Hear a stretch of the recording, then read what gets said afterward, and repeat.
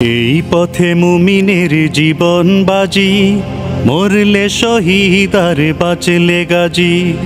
এই পথে মুমিনের জীবন বাজি, মরলে শহীদ আর বাঁচলে গাজী।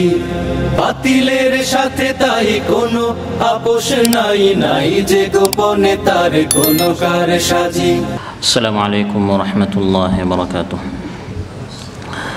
আলহামদুলিল্লাহিল বারিইল খাল্লাক আল কারীমির রাজ্জাক ওয়া আশহাদু আল লা ইলাহা ইল্লাল্লাহ ওয়াহদাহু লা শারীকা লাহু মা লানা মিন দুনিহি মিন ওয়ালিয়্যিন ওয়া লা ওয়াক ওয়া লা ইয়ানফা'ু তাবীবুন ওয়া লা রাক।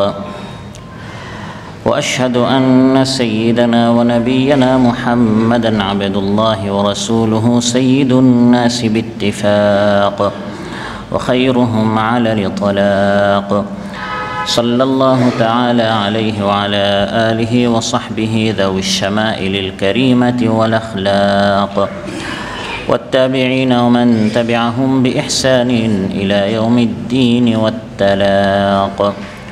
أما بعد فأعوذ بالله من الشيطان الرجيم. بسم الله الرحمن الرحيم. وإن كادوا ليفتنونك عن الذي أوحينا إليك لتفتري علينا غيره وإذا لاتخذوك خليلا ولولا أن ثبتناك لقد كدت تركن إليهم شيئا قليلا إذا لأذقناك ضعف الحياة وضعف الممات ثم لا تجد لك علينا نصيرا। আল্লাহ তাআলা ইরশাদ করেন, আর তাদের অবস্থা এমন ছিল যে, হে নবী, আমি আপনাকে যে ওয়াহি দিয়েছি তা থেকে তারা আপনাকে প্রায় ফিতনায় ফেলে দিয়েছিল, যাতে আপনি আমার নামে এর বিপরীত মিথ্যা রটাতে পারেন, এবং তখন তারা অবশ্যই আপনাকে বন্ধুরূপে গ্রহণ করত। আর আমি যদি আপনাকে অবিচল না রাখতাম তাহলে অবশ্যই আপনি তাদের দিকে কিছুটা ঝুঁকে পড়তেন। তখন আমি অবশ্যই আপনাকে আস্বাদন করাতাম জীবনের দ্বিগুণ ও মরণের দ্বিগুণ আযাব। তারপর আপনি আপনার জন্য আমার বিরুদ্ধে কোনো সাহায্যকারী পাবেন না। নাজমার এই মসজিদে আয়োজিত আজকের এই মাহফিলে উপস্থিত সম্মানিত মুসল্লি ভাইরা, সূরাত বানু ইসরাঈল থেকে 3টি আয়াত 73, 74 এবং 75, এই 3টি আয়াত তিলাওয়াত করে সরল বাংলা অনুবাদ উপস্থাপন করলাম। এই 3টি আয়াতের আলোকে যে বিষয় আলোচনা করব সেটি হচ্ছে, আল্লাহর রহমতে, আল্লাহর দয়ায় মূলত আমরা ভালো কাজ করতে পারি। মৃত্যু পর্যন্ত দ্বীনের উপর অবিচল থাকা এটা নিজের কোনো বাহাদুরি নয়, বরং একমাত্র শুধুমাত্র আল্লাহর রহমত ছাড়া সম্ভব নয়। ইলম, আমল, প্রজ্ঞা, বিচক্ষণতা দ্বারা কেউ সিরাতে মুস্তাকিমের উপর টিকে থাকতে পারে না। অনেক বড় বড় মুত্তাকি, পরহেজগার, আলিম শেষ বয়সে জালিম হয়ে যেতেও পারে। অতএব নিজের আমলের বাহাদুরি নয়, বরং আল্লাহর রহমতের প্রার্থী হতে হবে। আল্লাহ দয়া করে যাতে করে মৃত্যু দ্বীনের উপর আমাদেরকে অবিচল রাখেন। আলোচ্য আয়াতে আল্লাহ তাআলা রাসূল সাল্লাল্লাহু আলাইহি সাল্লামকে সম্বোধন করে বলছেন, হে নবী, আপনিও আমি আল্লাহর দয়ায় সঠিক পথের উপর অবিচল আছেন। অন্যথায় আপনিও যদি বাতিল মুশরিকদেরকে খুশি করার জন্য সঠিক পথ থেকে সামান্যতম বিচ্যুত হন, আপনাকেও আমি দ্বিগুণ শাস্তি দিতে কোনো পরোয়া করব না। এসব বিষয় আপনাদের সামনে আলোচনা উপস্থাপন করব ইনশাআল্লাহ। আল্লাহ তাআলা ইরশাদ করেন, وَإِن كَادُوا لَيَفْتِنُونَكَ عَنِ الَّذِي أَوْحَيْنَا إِلَيْكَ لِتَفْتَرِيَ عَلَيْنَا غَيْرَهُ। হে নবী, কাফিররা চেষ্টা করছে আপনাকে সঠিক পথ থেকে বিচ্যুত করার জন্য, যাতে করে আমি আল্লাহর নামে অসত্য কিছু রচনা করতে পারেন, রটাতে পারেন। কাফিররা রাসূল সাল্লাল্লাহু আলাইহি ওয়াসাল্লামকে বিভিন্ন সময় বিভিন্ন প্রস্তাব দিত। এর মধ্যে তাদের একটি প্রস্তাব ছিল, আপনি যে কোরআন নিয়ে এসেছেন, যে কোরআনের মূল বাণী হচ্ছে তাওহীদ, আমাদের এই সকল মূর্তি, ভাস্কর্য, প্রতিমা অস্বীকার করে শুধু আল্লাহর ইবাদত করতে হবে। এই কোরআনকে হে নবী আপনি একটু রদবদল করেন। বর্তমান আমাদের সমাজে চলতে হলে আমাদের বাপদাদা থেকে চলে আসা এই রীতি নীতি প্রথা পদ্ধতি আমরা বাদ দিতে পারবো না। আমরা কিছুটা মূর্তি পূজা করব, আবার কিছুটা আপনার আল্লাহকেও ডাকব। আপনি যদি আমাদেরকে খুশি করতে চান, আমরা আপনার ধর্ম কিছুটা গ্রহণ করব, কিন্তু আপনাকেও একটু ছাড় দিতে হবে, আপনাকেও একটু আপুসে আসতে হবে, একটু সমঝোতায় আমাদের বসতে হবে। এটি ছিল কাফির মুশরিকদের অন্যতম একটি প্রস্তাব। আপনি এই কোরআন বাদ দিয়ে ভিন্ন ধর্মী কিছু নিয়ে আসেন যা আমাদের মনোপুত হবে। وَإِذَا تُتْلَى عَلَيْهِمْ آيَاتُنَا بَيِّنَاتٍ قَالَ الَّذِينَ لَا يَرْجُونَ لِقَاءَنَا ائْتِ بِقُرْآنٍ غَيْرِ هَذَا أَوْ بَدِّلْهُ। আল্লাহ তাআলা বলেন, যখন তাদের সামনে তিলাওয়াত করা হয় আমার স্পষ্ট আয়াত, কোরআন থেকে যখন তাফসীর করা হয়, ব্যাখ্যা করা হয়, সুদ বন্ধ করো, ঘুষ বন্ধ করো, চাঁদাবাজি বন্ধ করো, টেন্ডারবাজি বন্ধ করো, দুর্নীতি বন্ধ করো, এই ধরনের আমার আয়াতগুলো যখন কাফির মুশরিকদের সামনে তিলাওয়াত করা হয়, সেই সময় কাফির মুশরিকরা এবং যারা সামনে সম্মোদিত তারা আরব ছিল, বিধায় আলোচনাও হতো আরবিতে। আমাদের জনগণ যেহেতু বাংলাদেশি, এজন্য আরবি কোরআন আরবি থেকে বাংলায় ব্যাখ্যা করতে হয়, তাফসীর করতে হয়। এই কোরআন থেকে তিলাওয়াত করে করে আয়াতের রেফারেন্স দিয়ে দিয়ে যখন শিরিকের বিরুদ্ধে, বেদাতের বিরুদ্ধে, চাঁদাবাজির বিরুদ্ধে, টেন্ডারবাজির বিরুদ্ধে, দুর্নীতির বিরুদ্ধে, মিথ্যার বিরুদ্ধে, জুলুম শোষণের বিরুদ্ধে যখন আপনি তিলাওয়াত করেন, তাফসীর করেন, ব্যাখ্যা করেন, قال الذين لا يرجون لقاءنا, আখিরাতে আমি আল্লাহর সাথে সাক্ষাৎ করতে হবে এই বিষয়ে যাদের ঈমান নেই, দুনিয়াতেই তারা সব পেয়ে ফেলতে চায়, মন মতো চলতে চায়, তখন তারা বলে ইতি বিকুরআনিন গায়রি হাদা, হে মুহাম্মদ এই কোরআন বাদ দিয়ে আরেক কোরআন নিয়ে আসো, আও বাদ্দিলহু, আর যদি এই কোরআন রাখতেই হয় তাহলে একটু তাবদিল করো, চেঞ্জ করো, একটু সংযোজন করো, একটু সংস্কার করতে হবে, আপনার এই কোরআনের কিছু আয়াত একটু বাদ দিতে হবে। চাঁদাবাজির যে আয়াত এগুলো বাদ দিয়ে দেন, স্বৈরাচারী এটা যে নিষেধ এই আয়াতগুলো বাদ দিয়ে দেন, ভাস্কর্য নির্মাণ করা যাবে না এই আয়াতগুলো বাদ দিয়ে দেন, ইয়েতিমের মাল খাওয়া যাবে না এই আয়াতগুলো বাদ দিয়ে দেন, বাকি নামাজের আয়াতগুলো রাখেন, তিলাওয়াতের আয়াত রাখেন, যিকিরের আয়াত রাখেন। ইতি বিকুরআনিন গায়রি হাদা আও বাদ্দিল, আরেক কোরআন নিয়ে আসেন বা এই কোরআনের কিছু রদবদল করেন, কিছু সংযোজন, বিয়োজন, সংশোধন, সংস্কার, পরিমার্জন করেন। قُلْ مَا يَكُونُ لِي أَنْ أُبَدِّلَهُ مِنْ تِلْقَاءِ نَفْسِي, হে নবী আপনি বলুন আমি রব নই, আমি আইনদাতা, বিধানদাতা না, আমার পক্ষ থেকে কোনো আইন আমি সংযোজন করতে পারবো না। আমি আল্লাহ কর্তৃক প্রেরিত নবী, রাসূল, আমাকে যা বলা হয়েছে আমি তা বলতে এসেছি। নবীর অবর্তমানে যারা ওয়ারাসাতুল আম্বিয়া, যারা দাঈর আল্লাহ, এটাই তাদের কাজ। তারা সমাজের জালিম, ঘুষখোর, সুদখোর, বেনামাজি যারা আছে, অন্যায় করে, অপরাধ করে, তাদেরকে খুশি করতে গিয়ে তারা কোরআনে একটু চেঞ্জ আনতে পারবে না। কোরআনে যেটা আরবিতে আছে আলিমদের দায়িত্ব যে সেটা বাংলায় বলা। আপনার মধ্যে যদি কোনো ভুল থাকে আপনি সংশোধিত হবেন, কোরআন সংশোধন হবে না। আমরা আমাদের জীবনটা বদলাবো, কোরআনকে বদলানো যাবে না। এখন যদি আমি জুলুমের বিরুদ্ধে কথা বলতে গিয়ে, চাঁদাবাজির বিরুদ্ধে কথা বলতে গিয়ে, শিরকের বিরুদ্ধে কথা বলতে গিয়ে আপনি আমাকে থামাতে আসেন, তাহলে এর অর্থই হচ্ছে আপনি আমাকে এটা বলছেন ভাই এই আয়াতটা বাদ দেন, তার মানে কোরআনের এই আয়াতগুলো বাদ দেন, এটা সংশোধন করেন। না, কোরআন সংশোধন করা যাবে না, কোরআন বদলানো যাবে না। কোরআন এসেছে আমাদেরকে বদলাতে, কোরআন এসেছে যারা জুলুম করে তাদের জুলুমকে বাদ দিয়ে পিস, ন্যায়, ইনসাফ ভিত্তিক সমাজ প্রতিষ্ঠা করতে। হে নবী আপনি বলুন, যারা আপনার নিকট এই প্রস্তাব নিয়ে এসেছে কোরআন পরিবর্তন করার জন্য, সংবিধান সংস্কার করার জন্য, কোরআন নামক সংবিধানকে চেঞ্জ করার জন্য, আমি এই কাজ করতে পারবো না। মিন তিলকাই নাফসি, আমার পক্ষ থেকে আমি কোনো কাজ করতে পারবো না। আমি আল্লাহ হতে প্রেরিত নবী, যা আল্লাহ হতে আমি আদিষ্ট সেটাই আমি বাস্তবায়ন করব। আল্লাহ আমাকে যে 30 পারা দিয়েছেন এই 30 পারা আমি তোমাদের সামনে হে জনগণ আমি বলতে এসেছি। ভালো হলে গ্রহণ করতে হবে, আর যদি মনোপুত না হয় তাও গ্রহণ করতে হবে। কিছু অংশ গ্রহণ করবে, কিছু অংশ বাদ দিবে, তার ইমানদার হতে পারবে না। এটাকে বলা হয় মুনাফিকি। অতএব একজন নবীর পক্ষে কিভাবে ওহী ব্যতীত অন্য কিছু আনা সম্ভব হতে পারে? আমার আর উচ্চায়ত আল্লাহ তাআলা ইরশাদ করেন, ওয়া ইন কাদু লা ইফতিনুনাকা আনিল্লাযী আওহাইনা ইলাইক লিতাফতারি আলাইনা গায়রা। হে নবী, তারা আপনার প্রতি এত বেশি প্রেসার দিচ্ছে, এত বেশি আপনাকে এই প্রস্তাব দিচ্ছে, হে মুহাম্মদ একটু চেঞ্জ করো, একটু আপুসে আসো, একটু পরিবর্তন করো।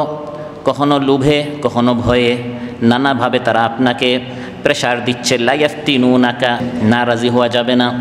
লিতাফতারি আলাইনা গায়রা, এত বেশি প্রেসার তারা দিচ্ছে যাতে করে আপনি কোরআনের কিছু পরিবর্তন করে ফেলেন, কিছু চেঞ্জ করে ফেলেন, আমার নামে অন্য কিছু বলে ফেলেন।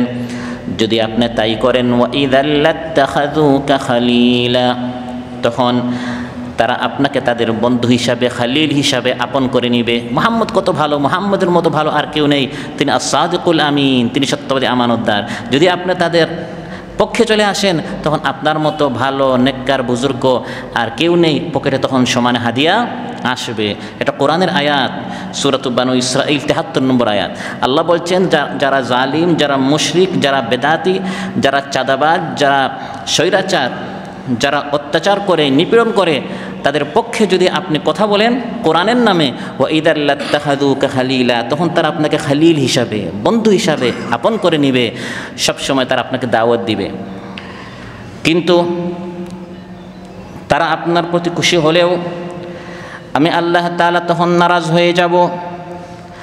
ওয়ালাউ তাকাওয়ালা আলাইনা বা'দাল আকাওয়িল লাআখাযনা মিনহু বিল ইয়ামিনি সুম্মা লাকাতা'না মিনহুল ওয়াতিন ফামা মিনকুম মিন আহাদিন আনহু হাজিজিন। আল্লাহ তাআলা বলেন, জনগণ আপনার আপন হয়ে যাবে, বন্ধু হয়ে যাবে, কিন্তু আমি আল্লাহ তাআলা আমার নামে আয়াত চালিয়ে দেওয়ার কারণে, মিথ্যা রটনা করার কারণে ডান হাত দিয়ে আমার নবীর কণ্ঠনালীকে আমি চেপে ধরব, আর তার কণ্ঠনালীকে আমি আল্লাহ তাআলা কেটে ফেলে দিব। নাউযুবিল্লাহ। যে কণ্ঠ ব্যবহার করে আমার নামে অসত্য রটনা করা হয়েছে, ওলি হোক, পীর হোক, বুজুর্গ হোক, যত বড় হোক না কেন, সে তখন জালিম হয়ে যাবে। আল্লাহ নবীর কথা বলেছেন, নবীর চেয়ে শ্রেষ্ঠ আর কেউ হতে। এটা মূলত গোটা উম্মতকে আল্লাহ সাবধান করতে চান। কোরআনের সত্য কথা জাতির সামনে উপস্থাপন করতে হবে।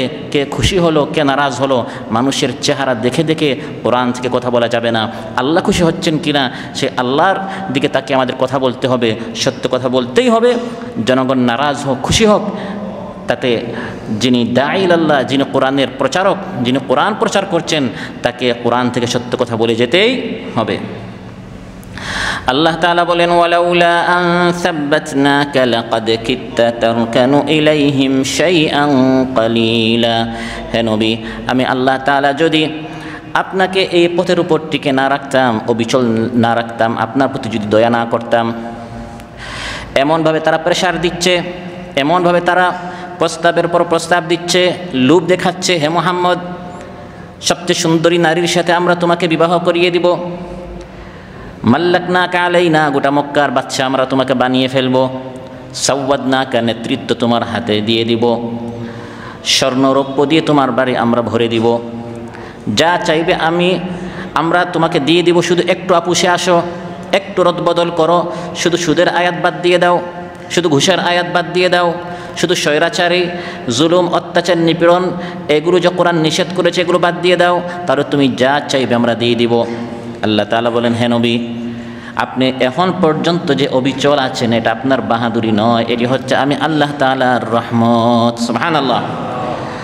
মানুষ নবী হলেও আল্লাহর রহমত, আল্লাহর করুণা, আল্লাহর মেহেরবানি, আল্লাহর সাহায্য, আল্লাহর সুযোগ সুবিধা ছাড়া শুধুমাত্র নিজের শক্তির উপর নির্ভর করে মিথ্যার তুফানের মোকাবেলা কোনো মানুষের পক্ষে করা সম্ভব নয়। বুখারী মুসলিমে এসেছে, রাসূল সাল্লাল্লাহু আলাইহি ওয়াসাল্লাম ইরশাদ করেন, লা ইয়াদখুলু আহাদুম মিনকুমুল জান্নাতা বিআমালিহি। তোমাদের মধ্যে কেউ আমল দ্বারা জান্নাতে যেতে পারবে না। এই যখন আমরা এশার নামাজ পড়লাম, এই এশার নামাজ জান্নাত পাওয়ার জন্য বিল পরিশোধ করে আপনি এই নামাজ দিয়ে জান্নাতে যেতে পারবেন না। প্রশ্ন করা হলো, ওয়ালা আনতা ইয়া রাসূলুল্লাহ, ইয়া রাসূলুল্লাহ আপনিও আপনার আমল দ্বারা কি জান্নাতে যেতে পারবেন না? রাসূল সাল্লাল্লাহু আলাইহি ওয়াসাল্লাম ইরশাদ করেন, ওয়ালা আনা ইল্লা আন ইয়াতাগাম্মাদানি আল্লাহু বিরহমাতিহি, আমি নবীও আমার আমল দ্বারা জান্নাতে যেতে পারবো না। আল্লাহ তাআলা যদি আমার প্রতি দয়া না করেন, তার দয়া ছাড়া, রহমত ছাড়া জান্নাতে যাওয়া যাবে না। সুবহানাল্লাহ। তবে হ্যাঁ, আল্লাহর রহমত পেতে হলে অবশ্যই আমল করতে হবে। জান্নাতে যেতে হলে আল্লাহর রহমতের মাধ্যমে যেতে হবে। আর আল্লাহর রহমত পেতে হলে নেক আমল করতে হবে। এখন যদি আপনি বলেন তাহলে নেক আমল করা প্রয়োজন কি? আল্লাহ তাআলা গফুরুর রহিম, দয়া করে আমাকে জান্নাত দিয়ে দিবে না। জান্নাতে যেতে হলে আল্লাহর রহমত প্রয়োজন।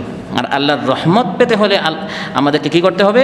নেক আমল করতে হবে। ইন্না রাহমাতাল্লাহি করিবুম মিনাল মুহসিনিন। আল্লাহর এই রহমত প্রাপ্ত কারা হবে? আল্লাহ বলেন, নিশ্চয় আল্লাহর রহমত হচ্ছে সৎকর্মশীলদের একেবারেই কাছে। সুবহানাল্লাহ। যারা নেককার হবে, সৎকর্মশীল হবে, তারাই আল্লাহর রহমত প্রাপ্ত হবে।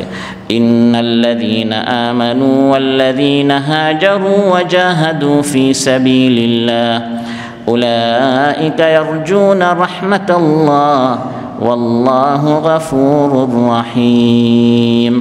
নিশ্চয় যারা ঈমান আনবে, হিজরত করবে, আল্লাহর পথে জান ও মাল দিয়ে মেহনত করবে, সংগ্রাম করবে, জিহাদ করবে, তারাই আল্লাহর রহমত প্রাপ্ত হবে। সুবহানাল্লাহ। তাহলে আল্লাহর রহমত পেতে হলে ঈমান আনতে হবে, নেক কাজ করতে হবে, জান মাল সময় আল্লাহর পথে দিতে হবে, তখন আপনি আল্লাহর রহমত পাবেন। ওই আল্লাহর রহমতকে পুঁজি করে আমাদেরকে জান্নাতে যেতে হবে। জাহান্নাম থেকে বেঁচে জান্নাতীরা যখন জান্নাতে চলে যাবে, কোরআনের মধ্যে আল্লাহ তাআলা ঘটনা উল্লেখ করছেন। দুই বন্ধু, এক বন্ধু চলে গেছে জাহান্নামে। সে তার বন্ধুর হাত ধরে দুনিয়াতে বলেছিল, বন্ধু চল আমরা একটু ঘুরে আসি। গুনাহের আড্ডাখানায় নিয়ে যেতে চেয়েছিল, কিন্তু ভালো বন্ধুটি সে তার কথায় সাড়া দেয় নাই। মসজিদে এসেছে, কোরআন পড়েছে, ভালো কাজ করেছে। কিয়ামতের দিন ভালো বন্ধুটি যখন সে জান্নাতে চলে যাবে, পর্দা আল্লাহ সরিয়ে দিবেন। সে দেখবে তার ওই বন্ধুটি যে তাকে গুনাহের দিকে আহ্বান করেছিল, ওই বন্ধুটি জাহান্নামে। তখন জান্নাতে বসে বসে সে বলবে, ওয়ালাউলা নি'মাতু রাব্বি লাকুনতু মিনাল মুহদারিন। আল্লাহ তাআলা যদি আমার প্রতি দয়া না করতেন, আজ আমিও জাহান্নামে চলে যেতাম। দয়াটা কে করেছেন? এটা আমার বাহাদুরি নয়। বন্ধু কিন্তু আমার হাত ধরে মসজিদ থেকে ফিরিয়ে ফেলতো, দূরে আমাকে নিয়ে যেত, কোরআন থেকে বঞ্চিত করে ফেলতো। আল্লাহ দয়া করে আমাকে এই মাহফিলে এনেছেন, আলহামদুলিল্লাহ। সঠিক পথের উপর আল্লাহ দয়া করে আমাকে অবিচর রেখেছেন। নি'মাতু রাব্বি, এটা আমার রবের দয়া, আমার রহমতের করুণা। তাই জান্নাতীরা জান্নাতে প্রবেশ করে প্রথম কথা বলবে, যাক আমরা জান্নাতে চলে আসছি। এটা আমাদের বাহাদুরি, এটা আমাদের অর্জন, এটা তো হওয়ারই ছিল। আমরা জান্নাতে না আসলে আর কে আসবে? জান্নাতীরা এরকম বলবে না, বরং জান্নাতীরা বলবে, ওয়াকালুল হামদুলিল্লাহিল্লাযী হাদানা লিহাযা ওয়ামা কুন্না লিনাহতাদিয়া লাউলা আন হাদানাল্লাহ।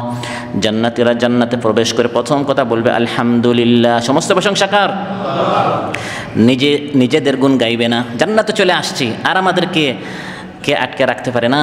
জান্নাতে এসেছি, সব দয়া হচ্ছে, রহমত হচ্ছে আল্লাহর। আল্লাহ দয়া করে আমাদেরকে জান্নাত পর্যন্ত পৌঁছে দিয়েছেন। ওয়ামা কুন্না লিনাহতাদিয়া, জান্নাত পর্যন্ত আমরা পৌঁছতে পারতাম না যদি জান্নাতের লোকেশনটি আল্লাহ আমাদেরকে না দেখাতেন। সুবহানাল্লাহ। লাউলা আন হাদানাল্লাহ, জান্নাতের লোকেশন সিরাতুল মুস্তাকিম আল্লাহ আমাদেরকে দেখিয়েছেন। প্রতিদিন প্রতি নামাজে প্রতি রাকাতে আল্লাহর নিকট দোয়া করেছিলাম, হে আল্লাহ দয়া করে ইহদিনাস সিরাতুল মুস্তাকিম। আল্লাহ দয়া করে আমাদেরকে সঠিক পথ দেখিয়ে দিয়েছেন, বিদায় আমরা জান্নাত পর্যন্ত পৌঁছে যেতে পেরেছি, আলহামদুলিল্লাহ। মুস্তাদরাক হাকিমে একটি হাদিস এসেছে, ইমাম হাকিম রাহিমাহুল্লাহ এই হাদিসকে সহিহ বলেছেন। ইয়া মুহাম্মাদু ওয়াল্লাযী বা'আসাকা বিল হাক্কি ইন্না লিল্লাহি আবদান মিন আবিদিহি আবাদাল্লাহ 500 সানা আলা রাসি জাবালিন ফিল বাহরি। একদিন মহানবী সাল্লাল্লাহু আলাইহি ওয়াসাল্লাম সাহাবীদের সামনে আসলেন এবং বললেন, মাত্র জিবরিল আলাইহিস সালাম আমাকে একটি খবর দিয়ে গিয়েছেন। খবরটি হলো, হে মুহাম্মদ, যিনি আপনাকে সত্য সহকারে পাঠিয়েছেন সেই সত্তার শপথ, নিশ্চয় আল্লাহর বান্দাদের মধ্যে এক বান্দা সমুদ্রের মাঝখানে একটি পাহাড়ের চূড়ায় 500 বছর পর্যন্ত আল্লাহর ইবাদত করেছেন। কত বছর? আমরা তো হায়াতে পাই 50-60 বছর, এই আমল দিয়ে জান্নাতের আশা করব কি করে? এই বান্দা দুনিয়া ত্যাগ করে সমুদ্রের মাঝখানে একটি পাহাড়ের চৌড়ায় 500 বছর শুধু ইবাদত, দুনিয়ার কোনো কাজই করে না, শুধু ইবাদত আর ইবাদত। যখন মৃত্যুর সময় চলে আসলো, ফাসাআলা রাব্বাহু আযজা ওয়া জাল্লা ইনদা ওয়াক্তিল আজালি আন ইয়াকবিদাহু সাজিদা।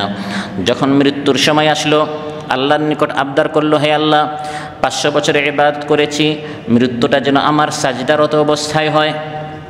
ক্বালা ফাফআলা, আল্লাহ তাআলা তার দোয়াটি কবুল করলেন, সাজদার অবস্থায় তার মৃত্যু হলো। একজন মানুষ 500 বছর আল্লাহর ইবাদত করেছে, মৃত্যু হয়েছে সাজদার অবস্থায়, সে জান্নাতে যাবে না আর কে যাবে? এরা তো স্বাভাবিকভাবে আমরা মন্তব্য করব। কিয়ামতের দিন রাসূল সাল্লাল্লাহু আলাইহি ওয়াসাল্লাম ইরশাদ করেন, আল্লাহ তাআলা ফেরেশতাদেরকে বলবেন, আদখিলু আবদিল জান্নাতা বিরহমাতি, আমার এই বান্দাকে আমার রহমতে হে আমার ফেরেশতারা জান্নাত দাও। সে বলবে, রাব্বি বাল বিআমালি, হে আল্লাহ আপনার রহমত কেন? 500 বছর আমি ইবাদত করেছি, আমার আমল দ্বারা আমাকে জান্নাত দেন। তখন আল্লাহ তাআলা ফেরেশতাদেরকে দ্বিতীয়বার বলবেন, আদখিলু আবদিল জান্নাতা বিরহমাতি, আমার বান্দাকে আমার রহমতে আমার দয়ায় তাকে জান্নাত দাও। বান্দা দ্বিতীয়বার বলবে, ইয়া রাব্বাল বিআমালি, হে আল্লাহ 500 বছর আমল কম না, আমল দ্বারা আমি জান্নাত পেতে চাই। তৃতীয়বার আল্লাহ তাআলা বলবেন, আদখিলু আবদিল জান্নাতা বিরহমাতি, আমার রহমতে আমার এই বান্দাকে জান্নাত দাও। তৃতীয়বারও বান্দা বলবে, ইয়া রাব্বি বাল বিআমালি, হে আল্লাহ আমি আমার আমল দ্বারা জান্নাত পেতে চাই। তখন আল্লাহ তাআলা বলবেন ফেরেশতাদেরকে, কাইসু আবদি বিনিআমাতি আলাইহি ওয়া বিআমালিহি, আমার বান্দা 500 বছর যে আমল করেছে ওই আমল আর আমি তার উপর যে সকল নিয়ামত দান করেছি ওই নিয়ামতগুলো তোমরা একটু তুলনা করো, কোনটা বেশি ভারী। ফাতুজাদু নি'মাতুল বাসারি ক্বাদ আহাতাত বিইবাদাতি 500 সানাতিন ওয়া বাকিয়াত নি'মাতুল জাসাদি ফাদলান আলাই। এক পাল্লায় 500 বছরের ইবাদত রাখা হবে, আরেক পাল্লায় শুধু দৃষ্টিশক্তি রাখা হবে। কি শক্তি? শুধু দৃষ্টিশক্তি রাখা হবে। শ্রবণ শক্তি, বুধ শক্তি, হাত পা কিডনি বাকি সব তো রয়েই গেল, যৌবন জীবন, অসংখ্য অগণিত নিয়ামত। জান্নাত তো পরে, শুধু এই দুনিয়াতে আল্লাহ তাআলা যে সকল নিয়ামত দিয়েছেন এর মধ্যে একটি নিয়ামত দৃষ্টিশক্তির, এই বিলটা আপনি পরিশোধ করতে পেরেছেন কিনা? এই একটি নিয়ামত এর বিল নেওয়ার জন্য, চার্জ নেওয়ার জন্য আল্লাহর পক্ষ থেকে যদি ফেরেশতা আসে, তখন 500 বছরের ইবাদতটা দিয়ে হবে কিনা? ওই 500 বছরের ইবাদত এক পাল্লায় রাখা হলো, আর দৃষ্টিশক্তি নামক ইবাদত দৃষ্টিশক্তি নামক নিয়ামতটি এক পাল্লায় রাখা হলো। দেখা গেল দৃষ্টিশক্তি নামক নিয়ামতের পাল্লাটি অনেক ভারী হয়ে গেছে। ওয়া বাকিয়াত নি'মাতুল জাসাদি ফাদলান আলাই, বাকি শরীরের সব নিয়ামত রয়েই গেল। তখন আল্লাহ তাআলা ফেরেশতাদেরকে বলবেন, আদখিলু আবদিয়ান নার, জান্নাতে যাবে কি করে? তুমি তো 500 বছর যে ইবাদত করেছো এর দ্বারা শুধু দৃষ্টিশক্তির এই শক্তি নামক নিয়ামতের আংশিক বিল তুমি পরিশোধ করেছো, ফুল তো হয় নাই, কারণ ফুল তখন হবে যদি সমান সমান হতো। এখনও তো শুধু দৃষ্টিশক্তি নামক এই নিয়ামতের বিলটা তুমি পরিশোধ করতে পারো না, বাকি সব তো রয়ে গেল। আর জান্নাতের কথা পরে, অতএব যেহেতু তোমার কোনো জান্নাতে যাওয়ার মতো তুমি কোনো কিছু পরিশোধ করো নাই, আদখিলু আবদিয়ান নার, আমার বান্দাকে তোমরা জাহান্নামে নিয়ে যাও। ফায়ুজাররু ইলান নার, কিয়ামতের দিন তাকে জাহান্নামে নিয়ে যাওয়া হবে। তখন বান্দা বলবে, রাব্বি বিরহমাতিকা আদখিলনিল জান্নাহ, হে আল্লাহ আপনি দয়া করে আমাকে জান্নাত দেন। সুবহানাল্লাহ। ফায়াকুলু রুদ্দুহু, আরহামুর রাহিমিন দয়ার সাগর তখন ফেরেশতাদেরকে বলবেন, বান্দাকে আবার আমার নিকট নিয়ে আসো, জাহান্নাম দিও না, তাকে আবার আমার নিকট নিয়ে আসো। তখন আল্লাহ তাআলা বলবেন বান্দাকে উদ্দেশ্য করে, ইয়া আবদি মান খালাকাকা ওয়া লাম তাকু শাইআ, হে বান্দা তুমি শূন্য ছিলে, অনস্তিত্বের জগতে ছিলে, সেখান থেকে কে তোমাকে এই জগতে আনলো, কে তোমাকে সৃষ্টি করলো? বান্দা বলবে, আনতা ইয়া রাব্বি, হে আল্লাহ আপনি আমাকে সৃষ্টি করেছেন। আল্লাহ তাআলা তখন প্রশ্ন করবেন, কানা যালিকা মিন কিবালিকা আও বিরহমাতি, হে বান্দা তুমি যে পৃথিবীতে আসলে তাতে কি তোমার কোনো অবদান আছে না, এটা শুধু আমার দয়া? তখন বান্দা বলবে, বাল বিরহমাতিকা, হে আল্লাহ এটা শুধু আপনারই দয়া, দয়া করে আপনি আমাকে সৃষ্টি করেছেন। তারপর আল্লাহ তাআলা প্রশ্ন করবেন, মান কাওয়াকা লিইবাদাতি 500 আম, 500 বছর তুমি যে ইবাদত করেছো ওই 500 বছরের ইবাদতের তৌফিকটা তোমাকে কে দিয়েছে? আমি আল্লাহ তাআলা চাইলে তোমাকে অসুস্থ বানিয়ে রাখতে পারতাম, তোমাকে ফাসিক গুমরাহ করে রাখতে পারতাম। তখন বান্দা বলবে আনতা ইয়া রাব্বি, হে আল্লাহ 500 বছর যে ইবাদত আমি করতে পেরেছি ওটাও আপনার অনুগ্রহ ছিল। তখন আরহামুর রাহিমিন বলবেন ফাযালিকা বিরহমাতি ওয়া বিরহমাতি উদখিলুকাল জান্নাহ, এগুলি সব আমার দয়া, অতএব আমার এই বান্দাকে আমার দয়ায় তোমরা জান্নাত দিয়ে দাও। সুবহানাল্লাহ। আদখিলু আবদিল জান্নাহ ফানি'মাল আবদু কুনতা ইয়া আবদি ফায়ুদখিলুহুল্লাহুল জান্নাহ, আমার বান্দাকে জান্নাত দিয়ে দাও। এবং আল্লাহ এই বান্দাকে বলবেন, হে বান্দা তুমি মনে কষ্ট পাইও না, দুনিয়াতে তুমি অনেক ভালো ছিলে, না কিন্তু জাহান্নাম পেয়ে ফেলতে। দুনিয়াতে তুমি ইবাদতটা একবারে মন দিয়ে করেছিলে, এজন্য আমি শুধু জাহান্নামের অর্ডারটা এর জন্য দিয়েছিলাম, বিষয়টা তোমাকে বোঝানোর জন্য যে এই ইবাদত যারা আসলে জান্নাত পাওয়ার মতো নয়, জান্নাতে যেতে হবে শুধুমাত্র আল্লাহর অনুগ্রহে। অতএব আমরা যদি জান্নাতে যেতে চাই সেটা পেতে হবে আল্লাহর রহমতে। এই পৃথিবীতে গজব থেকে বাঁচলাম, অ্যাক্সিডেন্ট থেকে বাঁচলাম, বিপদ থেকে বাঁচলাম, আপদ থেকে বাঁচলাম, এগুলো আমার কৃতিত্ব না, আমি বেশি বুঝি, আমি খুব বিচক্ষণ, সবাই ফেসে গেল আমি বেঁচে গেলাম, এটা নিজের অর্জন নয়, বরং এটি কার দয়া? ইন্না আরসালনা আলাইহিম হাসিবান ইল্লা আলা লুতিন নাজ্জাইনাহুম বিসাহর নি'মাতাম মিন ইনদিনা কাযালিকা নাজজি মান শাকার। আল্লাহ তাআলা বলেন লূত আলাইহিস সালামের কওম, গোটা কওম এলাকাকে উপরে উঠানো হলো, তারপর উল্টায়া নিচে এটাকে ফেলে পুরা এলাকাকে ধ্বংস করা হলো। শুধু লূত আলাইহিস সালামের আহাল ইমানদার যারা ছিল তারা ব্যতীত নাজ্জাইনাহুম বিসাহার, ফজরের আগের সময়, সেহরির সময় আমি তাদেরকে বাঁচিয়ে দিলাম। নি'মাতাম মিন ইনদিনা, এটা সেই আলে লূতের অবদান নয়, বরং আমি আল্লাহ তাআলার পক্ষ থেকে নিয়ামত, অনুগ্রহ ছিল, দয়া ছিল। সুবহানাল্লাহ। গজব থেকে, বিপদ থেকে, মুসিবত থেকে নবীরা পর্যন্ত আল্লাহ বলেন লূত আলাইহিস সালাম তারাও বেঁচেছেন, এটা আমার দয়ায়। সুবহানাল্লাহ। ইউনুস আলাইহিস সালাম মাছের পেটে চলে গেলেন, আল্লাহ তাআলা বলেন ইউনুস আলাইহিস সালাম সারা জীবন মাছের পেটে থাকতেন, মাছের পেট থেকে তিনি যে বাঁচতে পেরেছেন এটাও আমার দয়ায়। সুবহানাল্লাহ। আমরা বলি পাইলটের কারণে, ড্রাইভারের কারণে, ডাক্তারের কারণে বেঁচে গেছি, না, দয়াটা কার ছিল? লাউলা আন তাদারাকাহু নি'মাতুম মির রাব্বিহি লানুবিযা বিল আরাই ওয়া হুয়া মাযমুম। যদি আল্লাহ তাআলা ইউনুস আলাইহিস সালামের প্রতি দয়া না করতেন তাহলে সারা জীবন তিনি মাছের পেটে থেকে যেতেন। আল্লাহ দয়া করে তাকে মাছের পেট থেকে বের করেছেন, এটা কার দয়া? আল্লাহর দয়া। রাসূল সাল্লাল্লাহু আলাইহি সাল্লামকে কাফিররা পাগল বলতো, গণক বলতো, কবি বলতো। আল্লাহ তাআলা বলেন ফাযাক্কির ফামা আনতা বিনি'মাতি রাব্বিকা বিকাহিনিন ওয়ালা মাজনুন। হে নবী, আপনি দাওয়াত দিতে আপনি থাকুন, দাওয়াত দিয়ে যান, আপনি আল্লাহর দয়ায় পাগল না, গণক না। সুবহানাল্লাহ। আপনি যে পাগল না, গণক না, এটা আপনার অর্জন নয়, বরং বিনি'মাতি রাব্বিকা, এটা রবের দয়া। অতএব আল্লাহ তাআলা দয়া করে আমাদেরকে সুস্থ রেখেছেন, দয়া করে আমাদেরকে এশার নামাজ পড়ার তৌফিক দিয়েছেন, দয়া করে আমাদেরকে মাহফিলে বসার তৌফিক দিয়েছেন, এগুলো সব হচ্ছে আল্লাহর দয়া। অতএব শুধুমাত্র আল্লাহ প্রদত্ত ধৈর্য ও অবিচলতার সাহায্যেই রাসূল সাল্লাল্লাহু আলাইহি ওয়াসাল্লাম সত্য, ন্যায় এবং কোরআনের এই বিধানগুলোর উপর তিনি পাহাড়ের মতো অটল আছেন। বিপদের সয়লাব স্রোত তাকে এক চুলো স্থানচ্যুত করতে পারেনি, এটা হচ্ছে আল্লাহর দয়া। না হয় কাফির মুশরিকরা যেরকম অফার দিচ্ছিল, লোভ দেখাচ্ছিল, যে কেউ সঠিক পথ থেকে বিচ্যুত হয়ে যেত, আল্লাহ বলছেন হে নবী লাউলা আন সাব্বাতনাকা, আমি যদি আপনাকে প্রতিষ্ঠিত না রাখতাম, সঠিক পথের উপর অটল অনড় বিচল না রাখতাম, তাহলে আপনিও কিন্তু সঠিক পথ থেকে অন্যদিকে চলে যেতেন। আল্লাহ তাআলা তার রাসূল সাল্লাল্লাহু আলাইহি সাল্লামকে দয়া করে হেফাজত করেছেন, অপরাধী দুষ্ট লোকদের ক্ষতি থেকে নিরাপদ করেছেন এবং জানিয়ে দিয়েছেন কাফির মুশরিকরা যতই অফার দেখ না কেন, যতই ষড়যন্ত্র করুক না কেন, এগুলোর মাধ্যমে তারা আমার দ্বীনের কোনো ক্ষতি করতে পারবে না। আমার দ্বীনের উপর যদি কোরআনওয়ালার অবিচল থাকে, কোরআনওয়ালাদের বিজয় আসবেই। সুবহানাল্লাহ। মুসনাদ আহমদে এসেছে রাসূল সাল্লাল্লাহু আলাইহি ওয়াসাল্লাম ইরশাদ করেন বাশশির হাযিহিল উম্মাতা বিস-সানাই ওয়ার রিফাতি ওয়ান নাসরি ওয়াত তামকিনি ফিল আরদ। এই উম্মত যারা সমঝোতা করবে না, আপুষে আসবে না, হকের উপর অবিচল থাকবে, অটল থাকবে, আল্লাহ তাআলা রাসূল সাল্লাল্লাহু আলাইহি ওয়াসাল্লাম বলেন তাদেরকে সুখবর দাও, বিজয় কিন্তু তাদেরই হবে, তারাই প্রতিষ্ঠিত হবে, তারাই এই জমিনের উত্তরাধিকারী হবে। সুবহানাল্লাহ।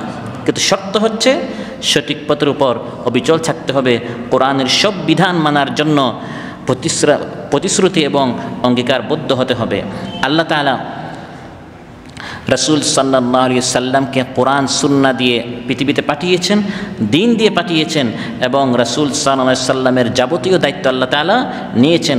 দয়া করে রাসূল সাল্লাল্লাহু আলাইহি সাল্লামকে আল্লাহ তাআলা মাহফুজ রাখছেন, সব ধরনের ষড়যন্ত্র থেকে হেফাজত করেছেন, যাতে করে তিনি কোরআনের মধ্যে কোনো রদবদল না করেন, দিনের বিষয় যাতে করে তিনি কোনো আপোষ না করেন, যাতে করে দিন শেষে রাসূল সাল্লাল্লাহু আলাইহি সাল্লাম বিজয়ী হন এবং বিজয়ী হয়েছেন। সুবহানাল্লাহ। সহিহ বুখারীতে এসেছে, ওয়াল্লাহি লা ইউতিম্মান্নাল্লাহু হাযাল আমরা হাত্তা ইয়াসিরা আর-রাকিবু মিন সানআ ইলা হাদরামাউত লা ইয়াখাফু ইল্লাল্লাহ ওয়ায-যি'বু আলা গনাবিহি ওয়ালাকিন্নাকুম তাসতাজিলুন। যারা সমঝোতা করে না, যারা দিন ত্যাগ করে না, কঠিন বিপদ মুসিবত ঝড় তুফান যতই আসুক না কেন, হকের উপর সত্যের উপর যারা অটল থাকে, দিন শেষে তাদের হাতে বিজয় আসবে। একদিন বিজয় আসবে। ইয়ামানের সানআ থেকে হাদরামাউত পর্যন্ত একজন নারী একা একই সফর করতে পারবে, কোনো পুরুষের প্রয়োজন পড়বে না, এমন নিরাপত্তা হবে। এভাবে আল্লাহ তাআলা দিনকে বিজয় দান করবেন। কিন্তু মহানবী সাল্লাল্লাহু আলাইহি সাল্লাম ইরশাদ করেন, তোমরা তাড়াহুড়া করিও না, সবর করো, ধৈর্য ধারণ করো, কাফির মুশরিকদের কথায় তোমরা কোনো সমঝোতা পুষে যাইও না, দিন শেষে তোমাদের বিজয় হবে। সুবহানাল্লাহ। আল্লাহ তাআলা রাসূল সাল্লাল্লাহু আলাইহি সাল্লামকে কারো কাছে, তার কোনো বান্দার কাছে সুপুর্দ করেন নাই। তার দিনকে তিনি বিরোধী প্রাচ্য পাশ্চাত্য শক্তির পরাজিত করার মাধ্যমে প্রতিষ্ঠিত করেছেন এবং করবেন। সুবহানাল্লাহ। প্রাচ্য পাশ্চাত্য যতই ষড়যন্ত্র হোক না কেন, সবার উপর আল্লাহর পক্ষ থেকে প্রেরিত এই দিন, এই কোরআনকে আল্লাহ তাআলা অতীতেও বিজয় করেছেন, ভবিষ্যতে বিজয় করবেন। সহিহ মুসলিমে এসেছে, ইন্নাল্লাহা যাওয়ালি আল আরদা ফারাআইতু মাশারিকাহা ওয়া মাগারিবাহা ওয়া ইন্না উম্মতি সায়াবলুগু মুলকুহা মা যুবিয়ালি মিনহা। রাসূল সাল্লাল্লাহু আলাইহি ওয়াসাল্লাম ইরশাদ করেন, ইন্নাল্লাহা যাওয়ালি আল আরদ, আল্লাহ তাআলা গোটা পৃথিবীকে আমার সামনে ছোটো করে সামনে নিয়ে এসেছেন, যেটাকে বর্তমান টেকনোলজি ভাষায় আমরা বলি জুম আউট জুম ইন। সুবহানাল্লাহ। এই জুম আউট জুম ইন, এটাকে হাদিসের পরিভাষায় বলা হয় যে জাওয়ালিয়াল আরদ। গোটা এই বিশাল পৃথিবীকে আল্লাহ তাআলা আমার সামনে নিয়ে এসেছেন। আমি গোটা পৃথিবীর প্রাচ্য পাশ্চাত্য দেখেছি, যতটুকু আমার দৃষ্টিগোচর হয়েছে, আমার চোখ যতটুকু গিয়েছে এই পৃথিবীর, এতটুকু পর্যন্ত আমার এই কোরআনের সুন্নাহর আরও আল্লাহ পৌঁছে দিবেন। সুবহানাল্লাহ।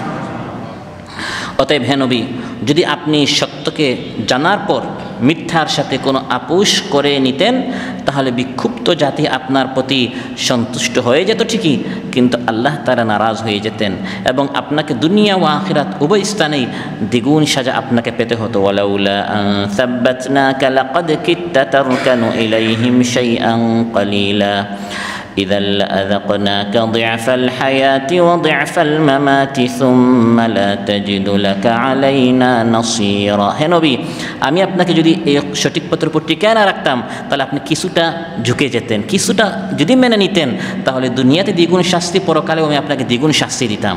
কোনোভাবে সঠিক পথ থেকে কোনো সমঝোতা আপোষ করা যাবে না, সেটা নবী হোক, ওলি হোক, সিদ্দিক হোক, শহীদ হোক, কারো ক্ষেত্রে এটা তারা মানবেন না যে কোরআন নামক সংবিধানের বিষয়ে কোন আপোষ করা হোক। ওয়াদ্দু লাউ তুদহিনু ফায়ুদহিনুন। কাফিররা তো চায় আপনি একটু ছাড় দেন, তারা একটু ছাড় দিবে, এবং তারা তো অফার দিয়েছিল, হে মুহাম্মদ, শনিবারে আমাদেরটা চলবে, রোববারে আপনারটা চলবে, সোমবারে আমাদেরটা চলবে, মঙ্গলবারে আপনারটা চলবে, কিছু আমাদের কিছু আপনাদের। আল্লাহ তাআলা আয়াত নাজিল করে দিলেন, কুল ইয়া আইয়ুহাল কাফিরুনা লা আ'বুদু মা তা'বুদুন ওয়া লা আনতুম আবিদুনা মা আ'বুদ। হে কাফিররা শুনো, কোনো সমঝোতা চলবে না, তোমাদেরটা লা আ'বুদু, আমি পূজা করতে পারবো না, আর তোমরাও আসলে আমারটা মানবে না। কারণ একদিন তোমাদেরটা মানলে, পরদিন আমারটা মানলে, এর পরের দিন আবার যখন তোমাদেরটা মানবে, তখন তো আর আমারটা মানা হলো না। কারণ আমার কথা হচ্ছে লা ইলাহা ইল্লাল্লাহ, আল্লাহ ছাড়া অন্য কোনো মাবুদ নেই।